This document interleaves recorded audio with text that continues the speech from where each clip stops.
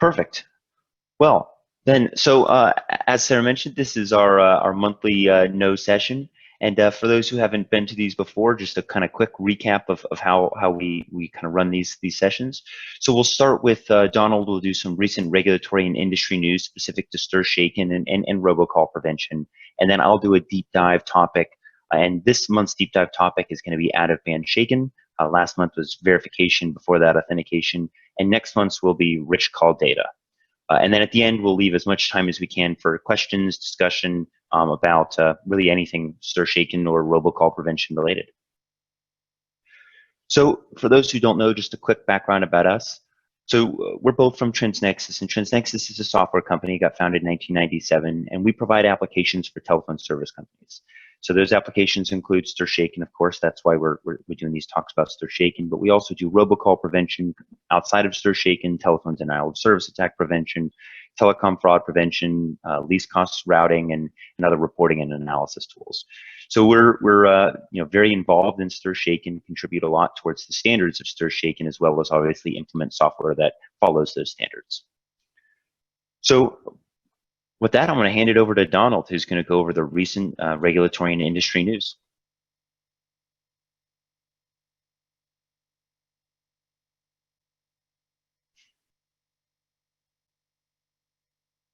Donald, did we lose you? Oh, sorry, I was going on with my mute button. Thank you, Alec. There are a lot of things that have happened since our last call, and I'm going to give you a quick review of these things. And here's a list of 6 things that have happened. I think especially the first and the last ones are really interesting and important for this group.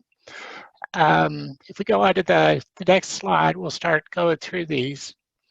The FCC issued their staff report on robocall blocking, and this is mandated by the TRACED Act. They have to give everybody an overview of what they see and how things are going.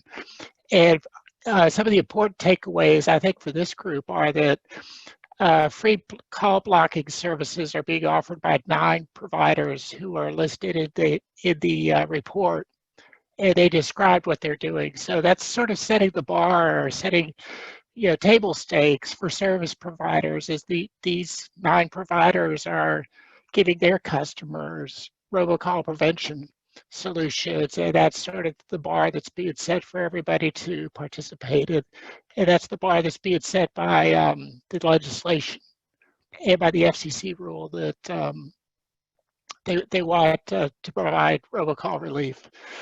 And the providers report, and the analytics companies that provide software report billions of calls that it blocked. So how's it going? The analytics providers and the providers that are providing these services estimate that about less than 1%, from 0.2 to 0.3% of the calls analyzed are blocked as a false positive. That meant they blocked a good call that was a wanted call by mistake. And that's a big concern that everybody has, is we don't want you blocking good calls, we want you to just block the bad calls. And they believe that there's a very low rate of false positive blocking.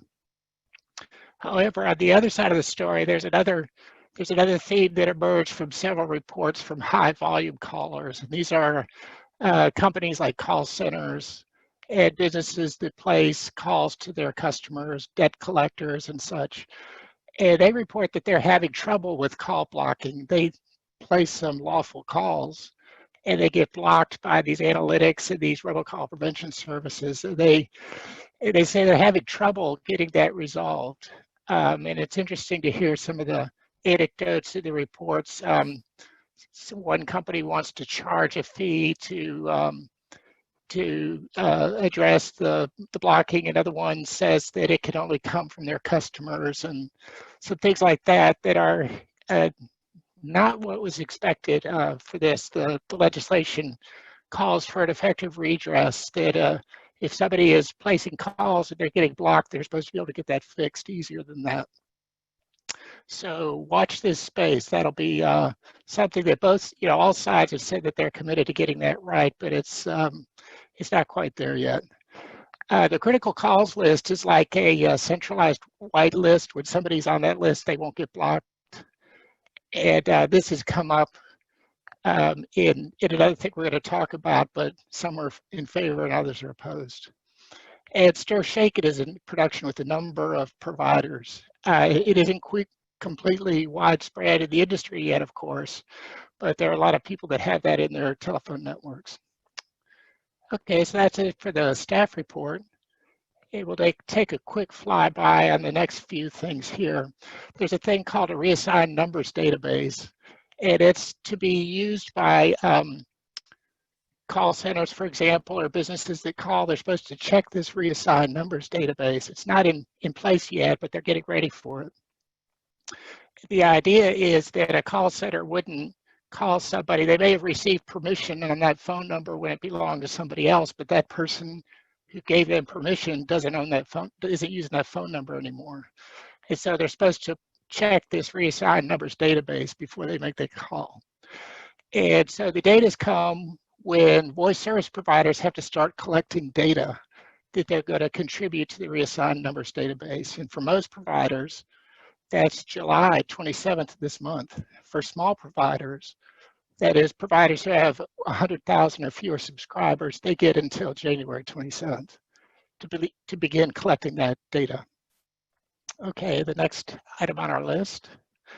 The Supreme Court recently ruled on a challenge. A association of political consultants had challenged the TCPA, which has been in place for a long time to regulate telemarketing calls. It has been used to prevent robocalls. In 2015, there was an exemption added that allowed the government or debt collectors calling on the behalf of the government to issue these calls. And the Associated Political Consultants said that's unconstitutional, so let's strike down the whole thing. And the Supreme Court said, well, let's keep the whole thing and we'll strike down the exemption. And so that's the decision that was handed down. The next thing on our list is Wangiri or One Ring scams. The FCC asked for comments on the rules that they should issue to control the spread of One Ring scams. And most of the comments said that it's just another kind of robocall. You don't really need special rules. And the FCC had also asked whether gateway providers who bring in overseas calls should be required to know the nature and purpose of calls from overseas. And nobody was in favor of that idea. How would they do that? So they said, no, that's a bad idea. Let's just cover these as ordinary robocalls.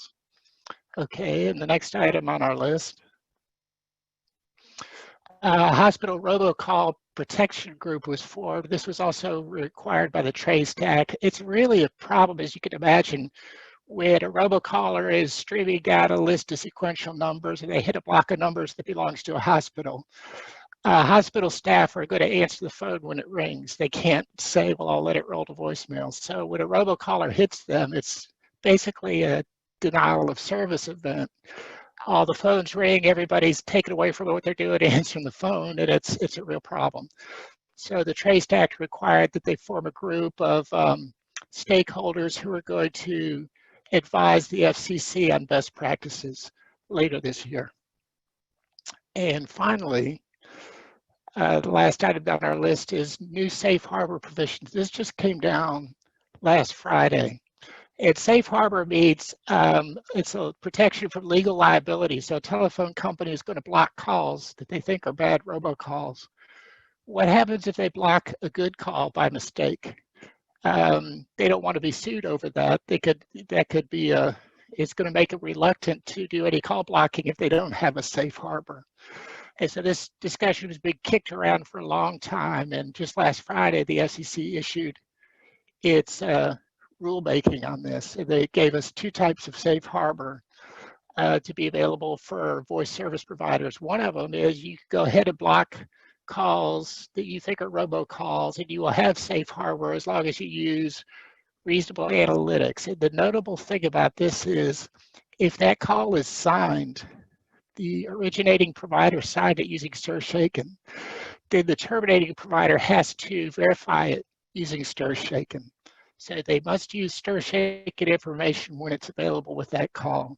If they don't, if they block a call that was signed, if they don't use Stir Shaken to verify it, then the safe harbor is not available. So that's a little a little nuance of the safe harbor rule that is important to note. It puts a real motivation to be able to verify signed calls. If you block one that was signed and you do it by mistake, then that safe harbor is not available to you. And the second one is related to blocking calls from gateway upstream providers that have been notified that they're not following best practices. Maybe the traceback group contacted them and said, we're getting a lot of robocalls from you. You're bringing them from overseas. You need to follow best practices about controlling that. And if they fail to take action, then other providers in the country can block all calls from that provider. And this has happened twice in recent months. The FCC has sent letters to gateway providers and said, you've been notified, you've brought in a bunch of calls, bad calls, and if you don't stop it in 48 hours, all the other providers in the US can block calls from you. They immediately stop doing that. Well, with Safe Harbor, now the FCC has said that the safe harbor protection, you'll get that safe harbor protection for blocking those calls in that situation. So that's it, a lot of news, but now let's turn it over to Alec and talk about out-of-band shaking, a real interesting, exciting topic that we think is gonna make Stir Shaking available for everybody to participate. Over to you, Alec. Thank you, Donald. Yeah, that was a great quick rundown of all of the news. I think it's a lot of news, and I think that's really telling where things are in the industry. Things are really starting to pick up. I mean, we're a year away now, right, from our deadline of Stir Shaking being mandated within the United States. So it makes sense. It takes time to get this rolled out into people's networks, and it's kind of now or never. So I think it's only going to get more and more news every month that we continue to do this. So what I'd like to do is now kind of do a deep dive into out-of-band shaking, and out-of-band shaking is something that we feel very, very strongly about. And obviously, you know, we've written a good percentage of the standards with some of the other companies that have contributed as well. So I'd like to actually start by just quickly reviewing the normal shaking call flow and how that works, so that we can explain where out-of-band shaking comes in and what it's needed for. So the normal Stir Shaking call flow, and this diagram is straight out of the ATIS documents that describe it. It has the originating service provider sign a call with their STIAS, send that call via SIP through their IBCF or their SBC, or whatever their kind of edge device is, to the terminating service provider. And it shows this arrow here is SIP, and it's very important. This passport that is created, that is signed and sent along in the SIP signaling is only available if that call is SIP. And it's not just SIP here, it's SIP here. And this is a little misleading maybe. You know, this IBCF to IBCF, for the big carriers, yes, you probably do just have a direct connection between your two gateways. But for smaller providers, or for just a wide variety of providers to contact other providers that are not have direct interconnects with each other, this goes through a series of transit providers. And those transit providers could use SIP, they could use TDM, you know, whatever it is that they choose to use. But the important thing is, if they don't use SIP, if the call is not SIP from end to end, you lose that passport. And it's gone. You now lose all of the benefits of Stir Shaking. It's as if we're back to square one. And that's a big issue, and that's a big issue especially for smaller service providers that are not, you know, the big five with their direct fiber interconnects between each other, that rely on transit providers. Not only, you know, do they now have to wait for their transit providers to potentially replace TDM with SIP equipment, even their SIP equipment may not currently pass these identity headers, and the originating and terminating service provider may entirely be SIP. They may have upgraded to all the latest and greatest switches and SBCs, but because they depend on these transit providers for some of the call flows, they can't get passports passed. No matter what they do, it's completely out of their control, and that's a problem. And so that's where out-of-band shaking comes in. It's fairly simple. We added one new box here. You know, these boxes changed the names so that you could potentially use TDM equipment, but there's really no change here other than potential options added. we add a call placement service, a CPS, into the terminating service provider network. And now when the STIAS creates that passport, they can send it both in the SIP signaling and out of band, outside of the signaling medium, outside of that band, over the internet to the CPS, to be able to then have the STIVS get that passport when the call comes in. Same passport, really nothing's changed. It's just providing an alternative method of transmitting that passport for those scenarios where you have TDM or some SIP device that isn't currently passing that passport, really any reason. And a little bit more specifically, and I know this is a fairly long ladder, but let's just kind of run through how it works. The originating SIP UA, that phone or PBX, makes the phone call and sends it to the CSCF, the call session control function, the switch, typically what you call that. And that switch sends an invite, or maybe uses the HTTP post interface defined in one of the ATIS documents to talk to that STIAS. And that STIAS generates a passport and sends it back to the CSCF so it can put it in the SIP invite. Just like it normally does. The only addition we've got here is this dotted line. The STIAS posts that passport over the internet to the terminating service provider's CPS. Then when the CSCF sends the call to their gateway, and then the call goes from their gateway to the terminating service provider, when the terminating service provider receives that call at the CSCF, they send it to the VS for verification, just like they always do. And if there's a passport in the SIP invite, they verify that in-band passport. If there's not, then the STIVS is able to talk to the CPS, over a persistent connection that allows it to receive that passport, no matter whether that passport came from a carrier that was 1 hop away, 2 hops away. It doesn't matter. No matter what was between those two providers, the STIVS is able to go to that CPS, which has the passport created by the originating service provider, and get that passport to verify, which then the call completes as normal. And a key thing I want to emphasize with this is the STIAS, when it posts that passport, it's not waiting for a response from the CPS. It immediately sends the call. So there's no latencies added. This doesn't slow down your calls. It doesn't make things any slower. In fact, there's some clever techniques that you can actually reduce PDD, reduce post-dial delay. If you take advantage of the fact that you receive this passport before you receive the call, you could potentially do CNAM or reputation lookups before you've even received the call, so that when you do receive that call, you don't have to do them.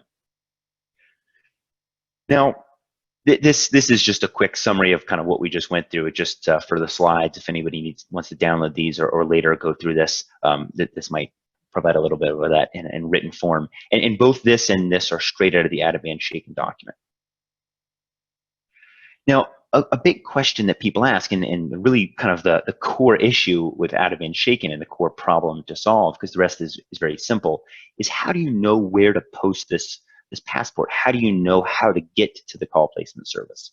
And there's a couple different ways, specifically three ways that's described how to do.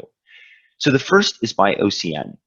So the certificate authorities, the STICAs, provide mappings that say this OCN has this fully qualified domain or URL as the CPS.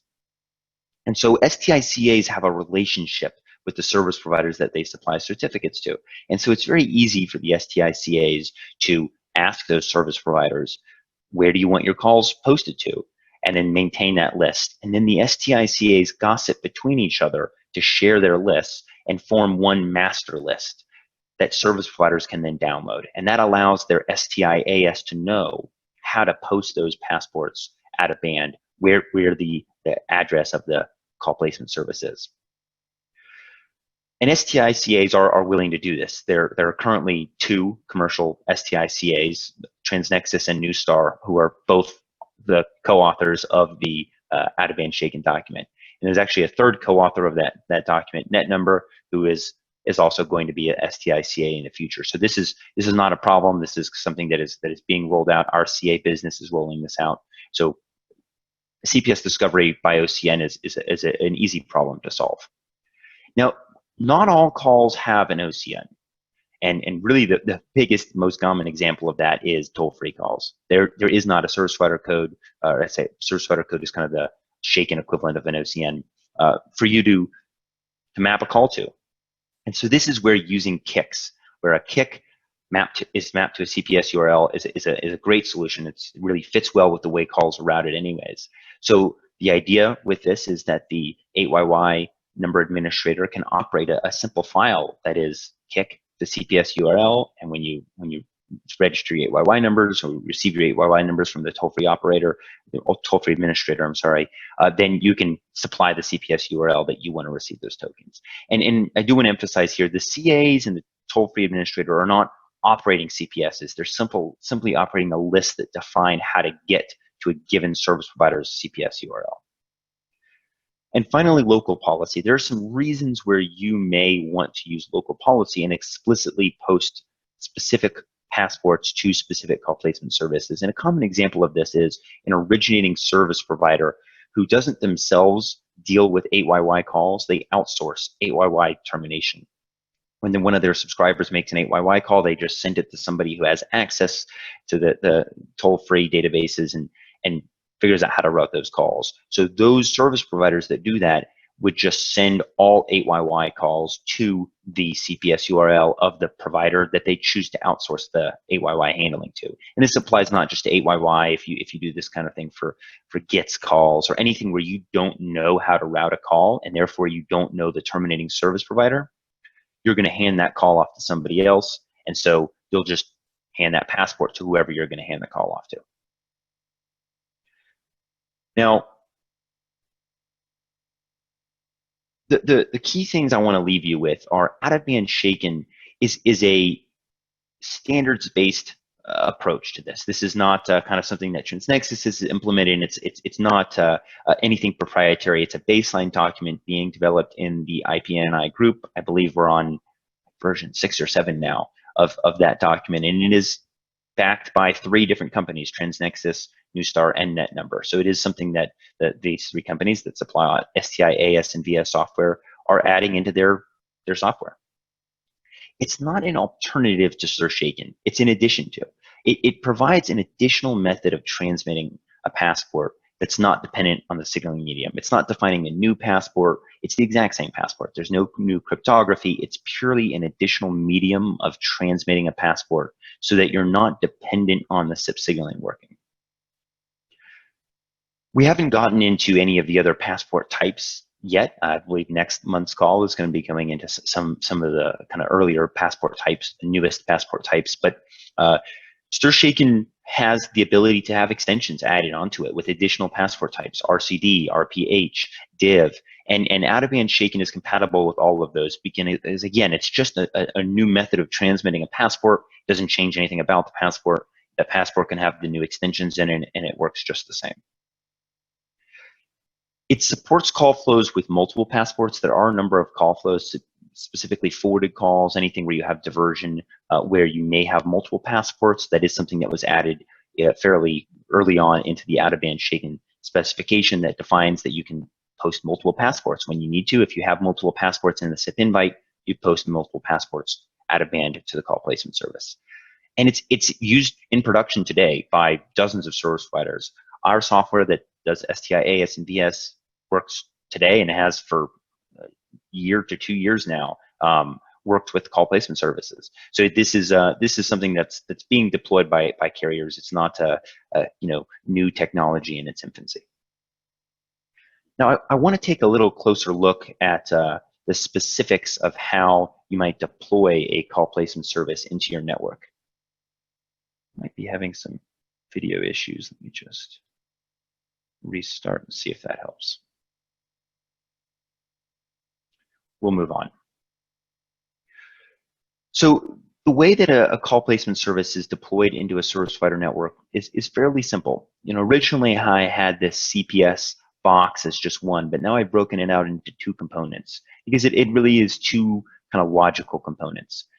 So when an STIAS posts a passport to the call placement service web server, that's what the system that receives that passport, that it has that HTTP post interface to accept an HTTP post. It receives a passport. there's an important thing to note. What that CPS web server does is it actually makes a request to the STIVS to verify that passport. If multiple passports are included in the HTTP post, then it will verify all of the passports. And the reason that's done is to prevent a denial of service attack. This HTTP post interface is open to anybody on the internet. Anybody can post a passport. And to combat someone posting a bunch of garbage data into your call placement service and filling up the database, you verify the passports before storing them. And this means any passport that's not valid, that wouldn't be accepted, is immediately thrown away. If that passport or all the passports in the HTTP post are successfully verified, then they are put into the CPS database. This is just a temporary storage that stores those passports for 60 seconds at most, maybe even less, depending on what your tolerances are for accepting passports. So that when that call comes into the IBCF, goes up to the CFCF, sends the request to the verification service, which just gets that token out of the call placement service database if it didn't have a token in the SIP invite. If it had a token, you don't ever need to talk to the CPS, verify the call as normal, and move on. But if it didn't have a token, you can check to see if that call does have a token in the call placement service database.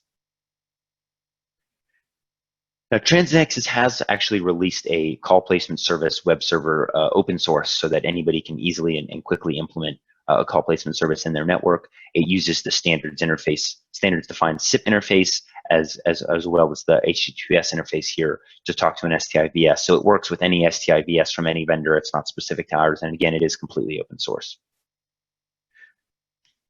In an effort to make things a little easier, it was probably about a month ago, we announced the TransNexus call placement service, the TransNexus CPS. And this is a managed CPS as a service that uses a publish subscribe model.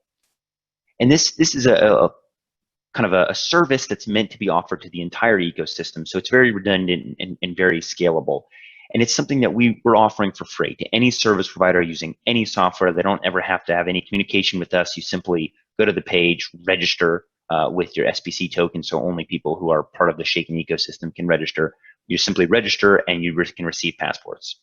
And our goal with doing this is to enable service providers to quickly and easily and at a very low cost roll out support for call placement services. And people ask why would we do this? And it's really simple. We're seeing so many service providers that have just absolutely no way to use StirShaken because they rely on TDM interconnects for a variety of reasons, because the tandem near them is only accessible via TDM, because that's just the way the revenue streams work with billing keep models and CABS billing. It can be very difficult for some service providers, especially the rural service providers, but even urban CLECs, it can be very difficult for them to migrate some of their existing TDM trunks to SIP on a peering side. And so they're stuck using these TDM trunks. They need a way to be able to verify and authenticate their calls so that their calls aren't secondhand. And so this is kind of the justification for why we're offering this TransNexus CPS as a service to the industry, so that anyone can participate, including our customers, but anybody else. And so just a quick overview of what this call flow looks like. It is a fairly complex system that we operate here, just to allow very low latency and very efficient processing, but it's not terribly difficult to understand. So when an STIAS wants to post a passport to a service provider, they post that passport to the TransNexus CPS. Again, it's just a managed CPS operated on behalf of the service provider. We verify that passport just like anybody else does. Talk to the certificate repository to do that verification. And if that verifies, then we push that passport, publish it into a pub sub system. And the way this pub sub system works is, and pub sub is short for publish subscribe. The service provider, prior to the call, takes their publish subscribe client and subscribes to the pub sub system and says, I want to receive all passports that meet this criteria. And maybe that's destined to me or destined to these specific numbers, or a wide variety of options that you have there. And they subscribe to the pub sub server. So then when that call comes in and it's published to the pub sub server, it knows that this pub sub client is interested in receiving those passports and actually pushes it to the pub sub client. pub sub client can put it into that database. So when the call comes in, the CSCS receives the call, sends it to the STI VS, which gets that passport out of the database and verifies that call just like normal. And the key thing with all of this is all done in such a manner that it adds absolutely no latency, no PDD to your call setup, because you're not fetching a passport from a database that's remote. You're not having to wait for any remote calls. It's published in a pub sub system and pushed directly to you for you to use when you're ready. And really, kind of the main goal with this is to allow the service providers to not have to run a call placement service that has the needs to be accessible to anyone via the public internet. That's something that we take on the I don't want to say liability, but the liability of doing so, where we have to have that system that's willing to accept post messages from anybody across the internet. We're able to do that because of the scale of our systems, when that smaller service providers just may not be able to operate with. To summarize, out-of-band shaken is not an alternative to stir shaken. It's not intending to replace in-band stir shaken. It's simply meant as a stopgap while we have all of these TDM networks and this TDM equipment out there that's been bought and paid for. It's running, it's working. It's very hard to justify for most service providers to come out and replace all of this working equipment with new equipment just so that they can pass a passport in the SS7 signaling. Well, not pass it in the SS7 signaling, but replace the SS7 signaling so that they can pass a passport in SIP signaling. So stir shaken, because of that dependency on in-band, is just very difficult for certain service providers to deploy, especially transit providers. And out-of-band shaken simply provides a method of transmitting a passport that's not dependent on the signaling medium. It's very easy to deploy. We have an open source call placement service that you can download, tweak, make changes to. It's not even something you have to run. You can also use the TransNexus completely free managed CPS if you need a CPS but don't want to run one, even with the open source software. And the benefit, it benefits everyone. And a key thing I want to emphasize here, when a small rural carrier and a large, one of the big 5 carriers have calls that traverse each other right now, they're unlikely to be signed for a wide variety of reasons, primarily the transit path in between, but there can be a couple other reasons. And that hurts both the small service provider and the large provider. And out-of-band shaken provides a method where both of those providers can benefit. When that rural parents in rural America call their children in the cities, and those small CLECs in rural America that rely on those TDM interconnects start to have their calls blocked because they're not getting treated the same because they're not signed. And there's nothing they can do about it. That's going to be a real problem for the industry. And out-of-band shaken provides a mechanism to allow any call, no matter the service provider or the equipment that it's originated on, to benefit from stir shaken. And in turn, will reduce robocalls, because if we don't stop robocalls everywhere, they'll continue. If the big providers implement stir shaken, you can't spoof the big providers' numbers anymore because they're identified as being unsigned and they should be signed. Robocallers will just shift to using numbers that can't be signed, and we'll be back to where we were. So out-of-band shaken really provides a benefit for everybody. And with that, we want to open it up to questions, discussion, and Okay,